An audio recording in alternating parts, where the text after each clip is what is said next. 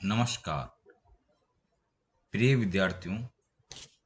BA द्वितीय वर्ष के द्वितीय प्रश्न पत्र में आप सभी का पुनः स्वागत एवं अभिनंदन है। संस्कृत गद्य साहित्य आकाश में सर्वोच्च स्थान प्राप्त सरस्वती के वरद पुत्र तुरंग बाण की उपाधि से अभिमंडित बाणोच्छिष्टम जगत सर्वम की उपाधि से विभूषित कादम्बरी रसज्ञानाम आहारोऽपि न रोचते इस उक्ति को सार्थकता प्रदान करने वाले पांचाली रीति के सफल प्रयुक्ता बाणस्तु पंचाननः की उपाधि से सुशोभित महाकवि गद्य सम्राट बाण भट्ट की अमर लेखनी से प्रसूत गद्य रचना कादम्बरी के प्रथम भाग के अंतर्गत सुकनासोपदेश प्राप्त होता है, जिसमें प्रधान महामात्य सुकनास राजा तारापीड़ का घनिष्ठ मित्र एवं महामंत्री होता है। जब राजा तारापीड़ का पुत्र राजकुमार चंद्रापीड़ अपना संपूर्ण विद्या अध्ययन समाप्त करके अर्थात स्नातक होकर अपने घर वापस लौटता है, तब राजा तारापीड़ ने अपने पुत्र चंद्रापीड़ का यौवन राज्याभिषेक करने पर विचार किया।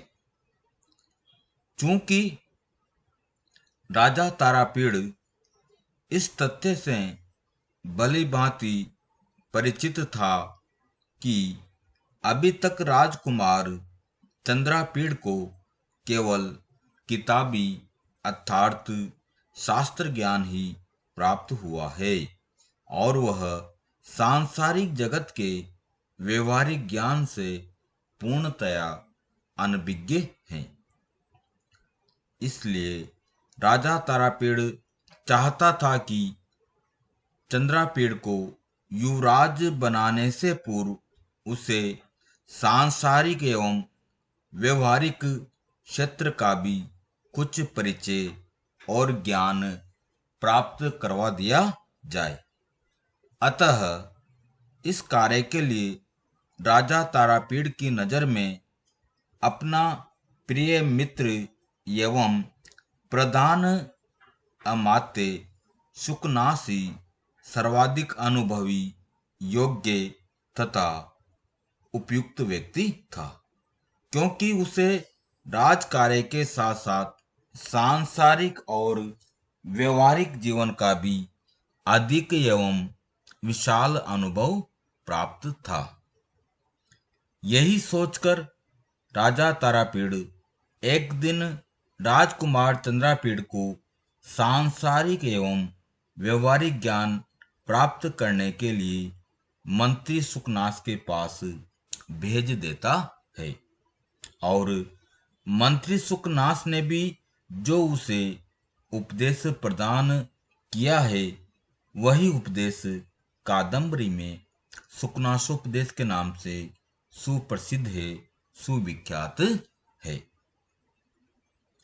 इसी क्रम में मंत्री सुकनास अपने संक्षिप्त किंतु सारगर्भित, महत्वपूर्ण एवं कल्याणकारी उपदेश के प्रारंभ में कहता है, तात चंद्रापीड़ विदित वेदितव्य से अधीत सर्वशास्त्र से ते न अल्पमपि उपदेष्टव्यम अस्ति कहकर प्रारंभ करते हुए कहता है कि जन्मजात प्रभुता, अतुल वैभव, अभिनव यौवन, अतुलनीय सौंदर्य एवं अलौकिक देवी शक्ति से होने वाले दुष्परिणामों का वर्णन कर अनर्थ की श्रृंखला से बचे रहने का सत परामर्श प्रदान करता है।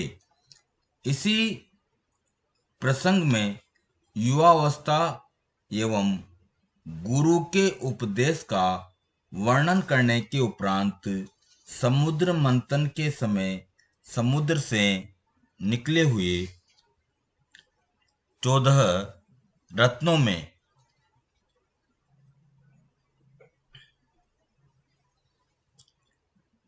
लक्ष्मी के दुर्गुणों का वर्णन करता है कि संसार में उसका क्या स्वरूप है, वह किस प्रकार से अपने प्रभाव का लोगों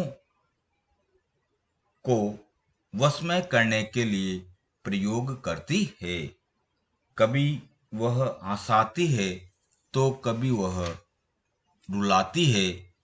किस तरह वह अच्छे गुणी व्यक्तियों का परित्याग करके दूसरों को अपनाती है, इत्यादि का अत्यंत स्वाभाविक एवं प्रभावपूर्ण वर्णन यहाँ पर प्रस्तुत किया गया है। इसी क्रम में मंत्री सुकनास कहता है कि यथा यथा च यम चपला दीप्यते तथा तथा दीपशिकेव कज्जल मलिनमेव कर्मम केवलम उद्वमति तथा ही इयं संवर्धन वारिधारा तृष्णा विश्ववल्लीनाम व्याद गीति इंद्रिय मृगाणाम परामर्श धूमलेखा सत्चरित्र चित्राणाम विभ्रम सय्या मोह दीर्घ निद्राणाम निवास जीर्णे वल्बी दन्मद पिशाचिका नाम तिमिरो उद्गतिः शास्त्र दृष्टि नाम पुरः पताका सर्वा अविनया नाम उत्पत्ति निम्नगा क्रोध आवेग ग्रहणाम आपान भूमि विषय मधुनाम संगीतशाला ब्रुविकार नाट्यानाम आवासदरी दोषा आशीष विशरणाम उत्सारण व्यत्र लता सत्पुरुष व्यवहाराणाम अकाल प्रावरट गुल गुण कलहंस का नाम विसर्पण भूमि लोका अपवाद विस्फोट का नाम।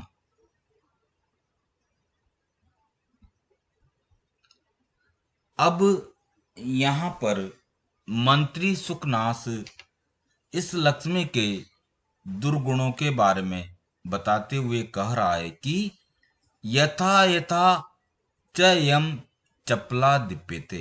यथा यथा का अर्थ होता है जैसे जैसे, इयम च का अर्थ होता है और इयम का अर्थ होता है यह, चपला दीप्यते चंचल, दीप्यते का अर्थ होता है दिखाई देती है, प्रकाशित होती है, आविर्भूत होती है, तथा तथा वैसे वैसे ही, तथा तथा का अर्थ होता है वैसे वैसे ही दीप सिकायु, इसमें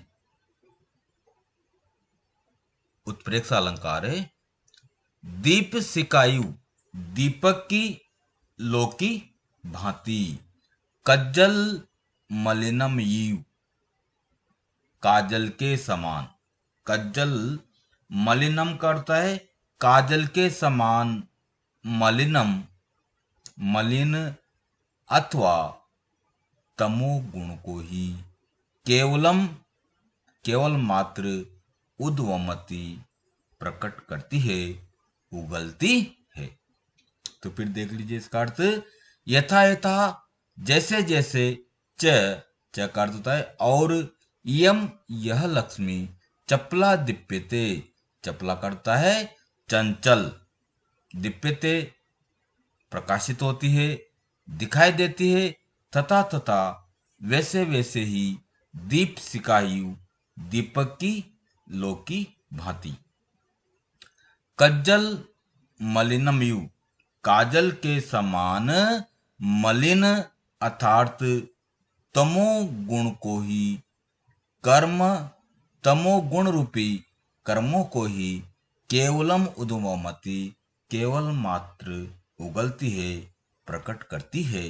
तो इसका अर्थ होता जाता है, यथा यथा च यम चपला दीप्यते, जैसे जैसे यह चंचला लक्ष्मी दीप्यते प्रकाशित होती है, आविर्भूत होती है, तथा तथा वैसे वैसे ही, इयम यह लक्ष्मी, दीप सिकायु दीपक की सिका के समान, कज्जल मलिनम एव कज्जल मलिन रूपी कर्म पाप रूपी कर्मों को ही, केवलम उद्गमति केवल मात्र प्रकट करती है। तो यथा यथा च यम चपला दीप्यते, जैसे जैसे यह लक्ष्मी चंचला दिखाई देती है, प्रकाशित होती है, तथा तथा वैसे वैसे ही, दीप सिकायु दीपक की सिका या दीपक की लो की भांति, कज्जल मलिनम एव कर्म काजल के समान मलिन अर्थात पाप रूपी तमो गुण रूपी कर्मों को ही, केवलम उद्वमति केवल प्रकट करती है। तो मंत्री सुकनाथ चंद्रापीड़ को उपदेश देते हुए कहता है कि जैसे जैसे यह लक्ष्मी चंचला प्रदीप्त होती है, वैसे वैसे ही दीप शिखा के समान कज्जलवत मलिन कर्मों को ही प्रकट करती है। अर्थात जिस व्यक्ति के पास यह लक्ष्मी जाती है या जिस व्यक्ति के पास लक्ष्मी की वृद्धि होती है, वह व्यक्ति उतने ही काले कारनामों को करता है, अतः उसकी प्रवृत्ति दुष्कर्मों में निरंतर बढ़ती ही जाती है। इसमें उपमा अलंकार भी है। तथा ही अब वह मंत्री सुकनाथ से उदाहरण देकर चंद्रापीड़ को समझाता हुआ कहता है कि तथा ही जैसे कि, इयम संवर्धन वारी धारा तृष्णा विश्ववल्लिनाम, तृष्णा विश्ववल्लिनाम सांसारिक विषय इच्छा रूपी विश्ववल्लिनाम विषैली बेलों के लिए, संवर्धन वारी धारा बढ़ने वाली जल की धारा के समान होती है। तो तृष्णा विश्ववल्ली नाम का अर्थ होता है सांसारिक विषय इच्छा रूपी विश्ववल्ली नाम विषैली बेलों के लिए, विषैली लताओं के लिए, संवर्धन वारी धारा बढ़ने वाली जल की धारा के समान इयम यह लक्ष्मी होती है। तो इसका अर्थ हो जाता है, इयम यह लक्ष्मी तृष्णा विश्ववल्ली नाम विषय लालसा रूपी विषलता समूह की वृद्धि करने वाली, संवर्धन वारी धारा बढ़ने वाली जल की धारा के समान होती है। अर्थात यह लक्ष्मी मृग तृष्णा को ही निरंतर बढ़ाती रहती है। इसका तात्पर्य यह होता है कि यह लक्ष्मी तृष्णा रूपी विषलताओं को बढ़ाती है, अर्थात जिसके पास धन होता है वह व्यक्ति अधिक से अधिक कामोपभोग की ओर उन्मुख होता है तथा अनर्थ का कारण होने के कारण विषय की कामना रूपी विष को ही यह लक्ष्मी बढ़ाती है। व्याद गीत्र इंद्रिय मृगाणाम, इंद्रिय मृगाणाम का अर्थ होता है इंद्रिय रूपी हिरणों के लिए व्याद गीति शिकारी के मधुर गीत के समान। व्याद गीत करता है शिकारियों के मधुर मधुर गीत के समान। इसमें भी उपमा अलंकार है। तो इंद्रिय मृगाणाम, इंद्रिय रूपी हिरणों के लिए व्याद गीत बहेलिए या शिकारी के गीत के समान ये लक्ष्मी होती। तो इसका अर्थ हो जाता है इंद्रिय मृगाणाम, इंद्रिय रूपी हिरणों के लिए ईव मानो व्याद गीति, व्याद अर्थात शिकारियों बहेलियों के गीतों के समान इयम यह लक्ष्मी होती है। अर्थात जिस प्रकार शिकारियों का मधुर गाना या गीत सुन करके हिरण आकर्षित हो जाते हैं, उसी प्रकार यह लक्ष्मी भी मधुर मधुर वस्तुओं और बातों से मनुष्यों की इंद्रियों को आकर्षित करती है। परामर्श धूमलेखा सत्य चरित्र चित्रणाम, सत्य चरित्र चित्रणाम, सत्य चरित्र चित्रणाम का अर्थ होता है सदाचार रूपी चित्रों के लिए। परामर्श धूमलेखा, परामर्श धूमलेखा करता है ढकने वाली धुएं की रेखा के समान, आच्छादित करने वाली धुएं की रेखा के समान। तो इसका अर्थ हो जाता है सत्य चरित्र चित्रणाम, सदाचार रूपी चित्रों को ढकने वाली, परामर्श आच्छादित करने वाली या ढकने वाली धूमलेखा धुएं की रेखा के समान यह लक्ष्मी होती है। तो सत्य चरित्र चित्रणाम, सदाचार या शिष्टाचार रूपी चरित्रों के लिए, चित्रों के लिए परामर्श धूमलेखा धुएं से ढकने वाली धुएं की रेखा के समान यह लक्ष्मी होती है। अर्थात अच्छे आचरण रूप चित्र समूह का अवतरण करने वाली धुएं की पंक्ति के समान यह लक्ष्मी होती है। अभिप्राय यह है कि जैसे जैसे धुएं की लालिमा से चित्र मिट जाते हैं, उसी प्रकार यह लक्ष्मी भी सत्य चरित्र या श्रेष्ठ आचरण करने वाले व्यक्ति के चरित्र को भी बिगाड़ देती है, कलंकित कर देती है अथवा धूमिल कर देती है। विभ्रमशय्या मोह दीर्घ निद्राणाम, मोह दीर्घ निद्राणाम, मोह दीर्घ का अर्थ होता है मोह रूपी दीर्घ निद्राणाम, गहरी नींद के लिए। तो मोह दीर्घ निद्राणाम, गहरी नींद के लिए विभ्रमशय्या विलास भरी सेज के समान होती है या शैया के समान होती है। तो इसका अर्थ होता है मोह दीर्घ निद्राणाम, मोह रूपी दीर्घ निद्रा के लिए विभ्रमशय्या विलास भरी या कोमल शयन या शैया के समान होती है। तो मोह दीर्घ निद्राणाम, मोह या अज्ञान रूपी गहरी नींद के लिए विभ्रम भय शैया विलास भरी शैया के समान यह लक्ष्मी होती है।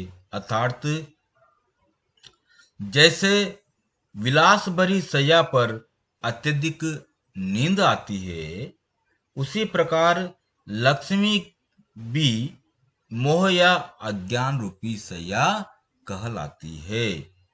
अभिप्राय यह है कि लक्ष्मी की विद्यमानता से मनुष्य का मोह या अज्ञान बढ़ जाता है तथा वह चिरकाल तक बना ही रहता है, क्योंकि दीर्घ निद्रा में व्यक्ति को चिरकाल तक शुद्ध बुद्धि नहीं रहती है, वह अपना आपा खो देता है। निवास जीर्ण वल्लभी धन मद पिशाच का नाम।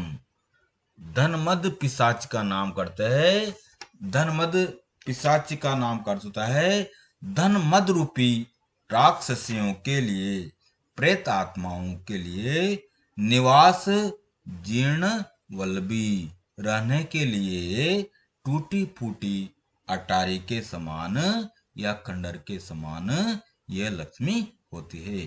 तो धन मद पिशाच का नाम, धन मद पिशाच का नाम कर होता है धन मद रूपी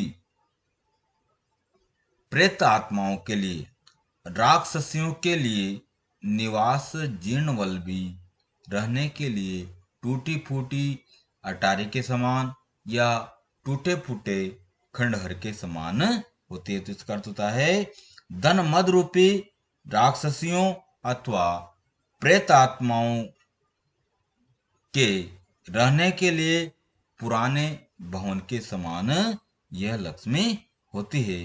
अर्थात लक्ष्मी ऐश्वर्य एवं मद रूपी पिशाचनियों के निवास के लिए टूटी फूटी जीर्ण शीर्ण अटारी या खंडहर के समान होती है। जैसे प्रेत आत्माएं हमेशा ही टूटी फूटी या खंडहर महलों अटारियों में ही अपना अड्डा जमाती है, उसी प्रकार ऐश्वर्य का अभिमान भी लक्ष्मी में निवास करता है। अतः धन मद में राक्षसियों का आरोप इस वाक्य में किया गया है, इसलिए इसमें रूपक अलंकार है।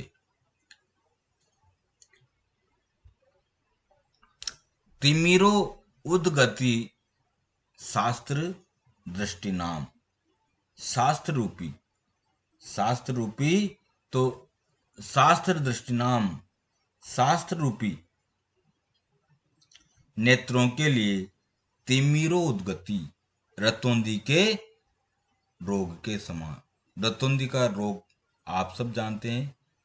सायंकाल के समय या रात्रि में जिस व्यक्ति को दिखाई देना बंद हो जाता है तो वह रतौंधी नामक रोग कहलाता है। तो यहां पर भी ये करें हैं कि शास्त्र दृष्टि नाम, शास्त्र रूपी नेत्रों के लिए तिमिरो उद्गति, तिमिर या रतौंधी नामक रोग के समान यह लक्ष्मी होती है। तो इसका अर्थ हो जाता है शास्त्र दृष्टि नाम, शास्त्र रूपी नेत्रों के लिए तिमिरो उद्गति रतौंधी नामक रोग के समान होती है। अर्थात यह लक्ष्मी शास्त्र रूपी चक्षुओं के लिए रतौंधी नामक रोग की उत्पत्ति के समान होती है। इसका अभिप्राय यह होता है कि जैसे रतौंधी नामक रोग में रात्रि के समय मनुष्य को बिल्कुल भी दिखाई नहीं देता है, उसी प्रकार लक्ष्मी के द्वारा अपनाया गया व्यक्ति भी शास्त्रानुकूल ग्रंथों के अनुसार मार्ग पर चलने पर विफल हो जाता है, क्योंकि लक्ष्मी से शास्त्र दृष्टि में रतौंधी नामक रोग उत्पन्न हो जाता है। पुरः पताका सर्वा अविनयानाम। सर्वा अविनयानाम सभी प्रकार के दुराचारणों के लिए पुरः पताका आगे आगे चलने वाली ध्वजा के समान या झंडे के समान होती है।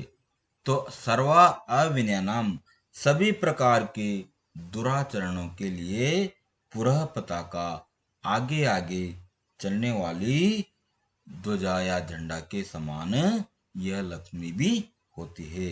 तो इसका अर्थ हो जाता है सर्वाविनय नाम सभी प्रकार के दुराचरणों के लिए पुरः पताका आगे आगे चलने वाली या उड़ने वाली पताका के समान यह लक्ष्मी होती है।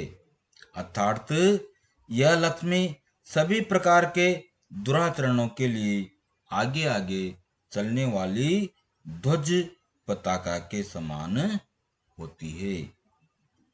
भाव यह है कि जिस प्रकार अग्र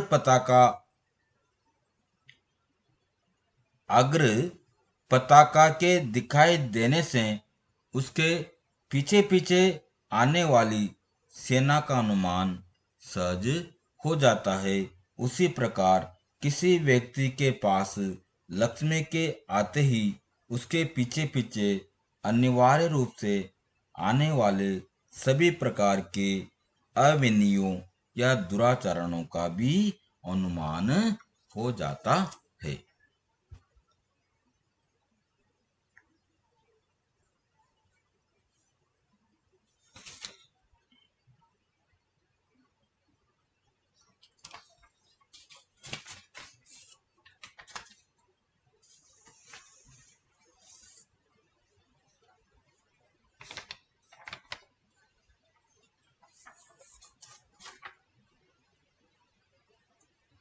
उत्पत्ति निम्न का क्रोधा आवेग ग्रहणाम। क्रोधा आवेग ग्रहणाम क्रोध रूपी मगरमच्छों के लिए उत्पत्ति निम्न का जन्म देने वाली नदी के समान होती है।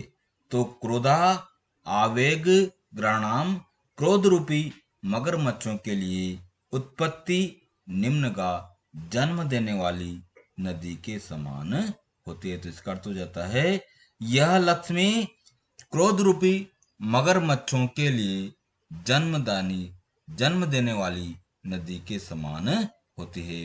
अर्थात जिस प्रकार नदी में मगरमच्छ उत्पन्न हो जाते हैं, उसी प्रकार लक्ष्मी की विद्यमानता से मनुष्य में क्रोध का आवेग उत्पन्न हो जाता है।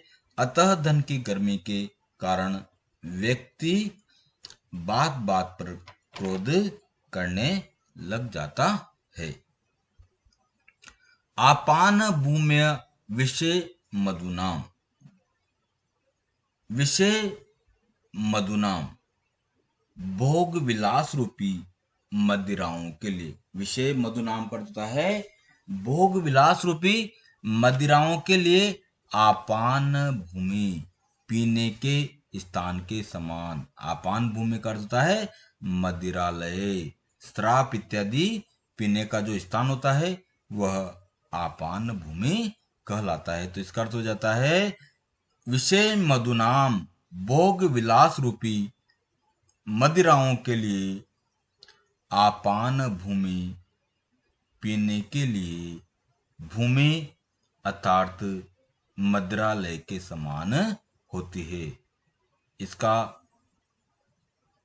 अभिप्राय यह है कि जिस प्रकार मदिरालय में प्रचुर मात्रा में शराब या मदिरा उड़ाई जाती है तथा वह पीने वालों को तबाह कर देती है, उसी प्रकार लक्ष्मी के आ जाने पर व्यक्ति भी सांसारिक भोगों का अत्यधिक उपभोग करता है तथा अपना सर्वस्व विनाश ही कर बैठता है। संगीत शाला भ्रुविकार नाट्यानाम। भ्रुविकार नाट्यानाम भाव भंगिमाओं रूपी अभिनयों के लिए संगीत शाला है। संगीत शाला का अर्थ होता है रंगमंच के समान होती है। तो भ्रुविकार नाट्यानाम भाव भंगिमाओं के परिवर्तन रूपी अभिनयों का संगीत शाला का अर्थ होता है रंगमंच। तो भ्रुविकार नाट्यानाम भाव भंगिमाओं के परिवर्तन रूपी अभिनयों के लिए संगीतशाला रंगमंच या संगीतशाला के समान होती है। तो इसका अर्थ हो जाता है ब्रू विकार रूपी अर्थात भाव भंगिमाओं रूपी अभिनयों की यह लक्ष्मी संगीतशाला कहलाती है। इसका भाव यह होता है कि जिस प्रकार रंगशाला अथवा रंगमंच में अभिनय होता है, उसी प्रकार लक्ष्मी वान या धनवान मनुष्य में भी क्रोध आदि प्रवृत्तियों में भ्रू विकार रूपी अभिनय देखने को मिलता है।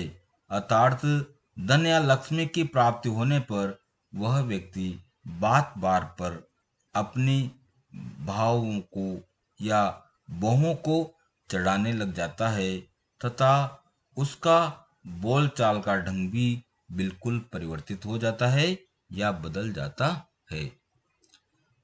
आवास दरी दोषा आशीष विषाणाम। दोषा आशीष विषाणाम को होता है दोष रूपी विषैले सर्पों के लिए ये आवास दरी रहने के लिए स्थान के समान होती है, बाम्बे के समान होती है। तो दोषा आशीष विषाणाम महाविषैले दोष रूपी सर्पों के लिए आवास दरी रहने की कंदरा या गुफा के समान होती है। तो इसका अर्थ हो जाता है काम वासना आदि दोष रूपी विषैले सर्पों के लिए रहने की कंदरा या गुफा के समान यह लक्ष्मी होती है। तात्पर्य यह है कि महाकवि बाण भट्ट ने लक्ष्मी को दोष रूपी महाविषैले सर्पों की निवास स्थान, गुफा या बामी के समान बतलाया है। इसका भाव यह होता है कि काम वासना आदि दोष प्राण नाशक होने से विषधर रूप ही होते हैं। सर्प जिस प्रकार बिलों में रहते हैं, उसी प्रकार यह लक्ष्मी भी काम आदि दोष से युक्त व्यक्ति में ही इस लक्ष्मी का निवास स्थान होता है। उत्सारण वेत्र लता सतपुरुष विवरणाम। उत्सारण वेत्र लता सतपुरुष विवरणाम। सतपुरुष विवरण का अर्थ है श्रेष्ठ पुरुषों के आचरणों की उत्सारण वेत्रलता दूर करने वाली बेत की छड़ी के समान होती है।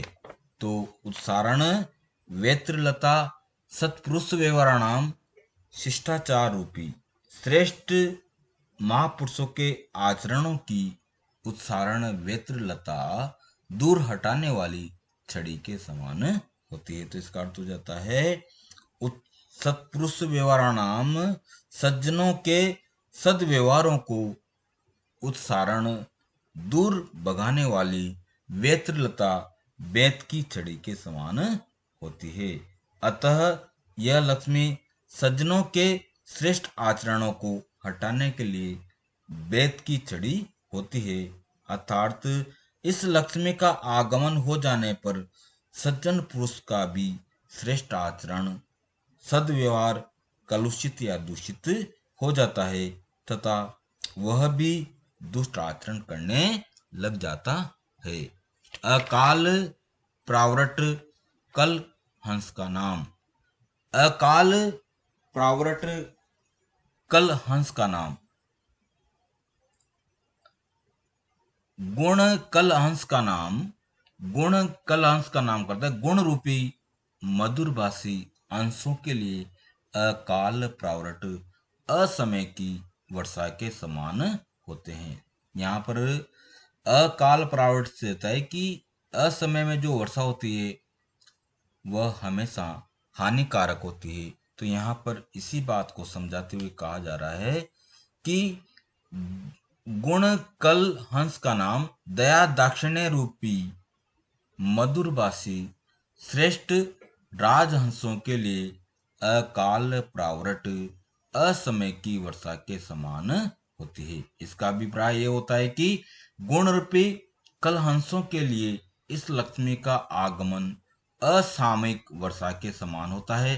अर्थात वर्षा ऋतु में राजहंस मैदानी भागों को छोड़ करके मानसरोवर की ओर चले जाते हैं, किंतु कभी कभी वर्षा ऋतु के भ्रम में वे भी पृथ्वी से लुप्त हो जाते हैं। इसी प्रकार अचानक धन या लक्ष्मी की वर्षा या हो जाने पर मनुष्य ऐसा भ्रमित हो जाता है कि उसे दया दाक्षिण्यता आदि समस्त गुण भी उसके विनष्ट हो जाते हैं।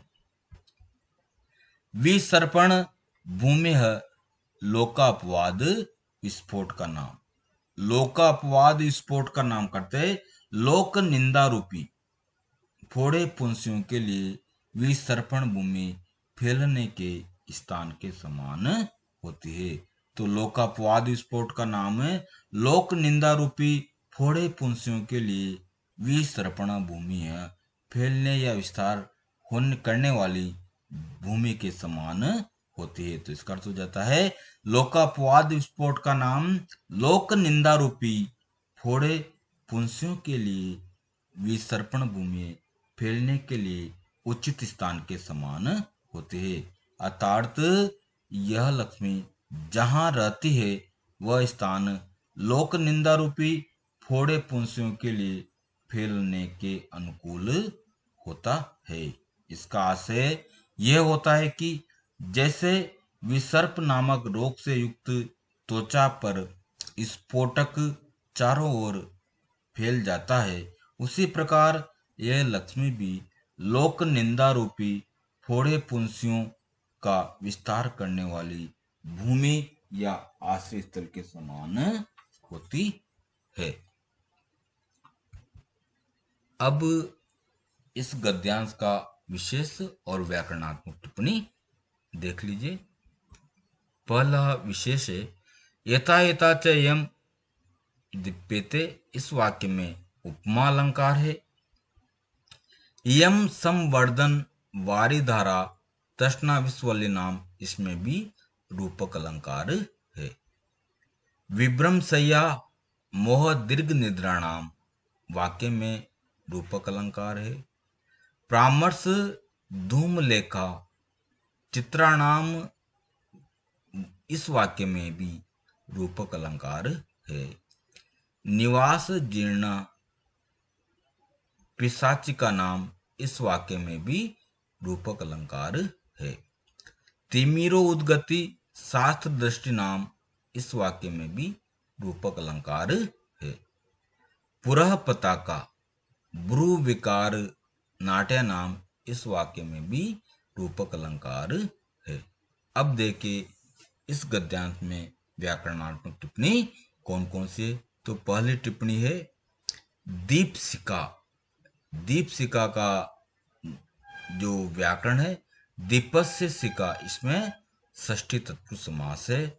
दूसरा उदाहरण है कज्जल मलिनम, इसमें कज्जलवत मलिनम अपि इति कर्मधारय समास है। दीप्यते दीप धातु लट लकार प्रथम पुरुष एक वचन।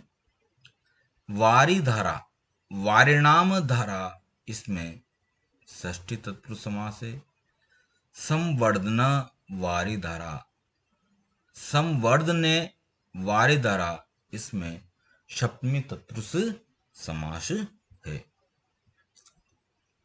व्याद गीतिह व्यादस्य गीतिह इति, इसमें षष्ठी तत्पुरुष समास है। तिमिरो उद्गतिह तिमिरस्य उद्गतिह, इसमें षष्ठी तत्पुरुष समास है। उद्गतिह उद उपसर्ग है, गम धातु है और कतिन प्रत्यय है। उत्पत्ति निम्नगा उत्पत्त्यः निम्नगा इति, इसमें षष्ठी तत्पुरुष समास है। दृष्टिः दृष्ट धातु कतिन प्रत्यय। क्रोध आवेगः क्रोधस्य आवेगाः, इसमें षष्ठी तत्पुरुष समास है। आपान भूमिः, आपानस्य भूमिः, इसमें षष्ठी तत्पुरुष समास है। विषय मधुनाम, विषयाः येव मधुः, इसमें कर्मधारय समास है। उद्वमति, उद उपसर्ग है, वम धातु, लट लकार, प्रथम पुरुष एक वचन। विभ्रम सय्या, विभ्रमस्य सय्या, इसमें षष्ठी तत्पुरुष समास है। संगीत शाला, संगीतस्य शाला, इसमें भी षष्ठी तत्पुरुष समास है। इंद्रिय मृगाणाम, इंद्रियाणानि एव मृगाः, इसमें कर्मधारय समास है। धन्यवाद।